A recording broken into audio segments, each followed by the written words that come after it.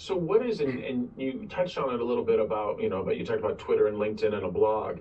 Like when it comes to, companies, like what is your, like I wouldn't say secret recipe because it's probably going to be nothing too secret, but of like, talk about social media marketing and content marketing and how do you make those work smoothly, right? Because you did touch on, hey, here's a blog and then we put it on LinkedIn, you can put it on Twitter. Yeah. Like, how is that process? Like, how are you, producing content either for yourself or for your clients, and then through the distribution of it through the social media channels, like kind of go into that a little bit on what your, once it doesn't have to be the secret sauce unless you really want to just totally disclose everything that you do, but give us kind of an idea of like how you put that together.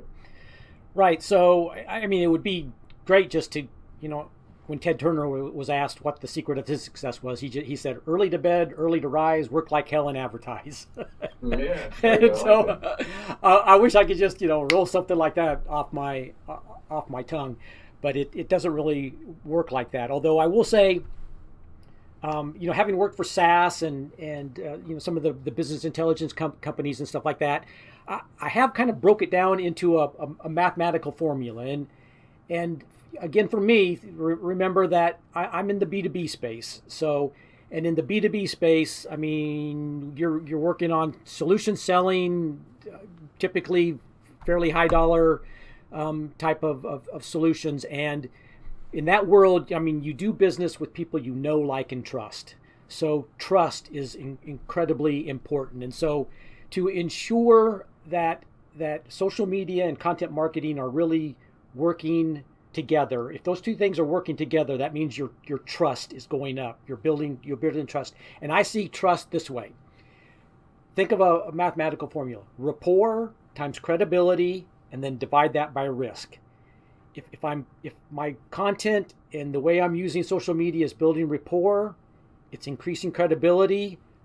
It feels like I'm reducing the risk of doing business with me, then that's going to give me a big trust number.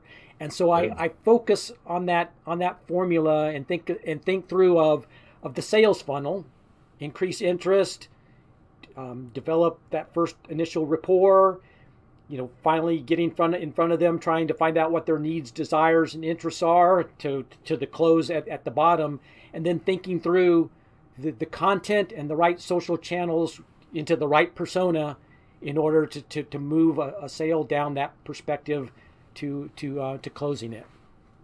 I love it. I love that equation.